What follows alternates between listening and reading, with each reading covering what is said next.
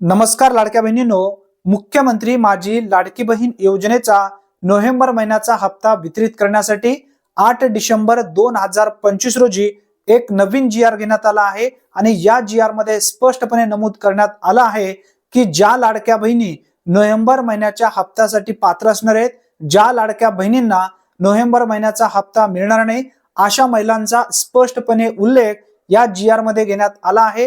जी R या ठिकाणी तुम्ही पाहू शकता। यामध्ये सांगण्यात आलेलं आहे संजय गांधी निराधार अनुदान योजना, याचबरोबर श्रावण बाळ योजनेतील ज्या महिला पात्र आहेत, ज्या महिलांना लाभ मिळत आहे, अशा महिलांना लाडकी बहीण योजनेचा लाभ पूर्णपणे बंद होईल।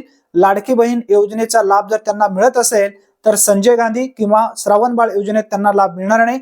जर तिकडे संजय गांधी श्रावण बाळ योजनेमध्ये जर त्यांना लाभ मिळत असेल तर त्यांना लाडकी बहीण योजनेचा लाभ मिळणार नाही, असा सुद्धा उल्लेख स्पष्टपणे या ठिकाणी करण्यात आलेला आहे।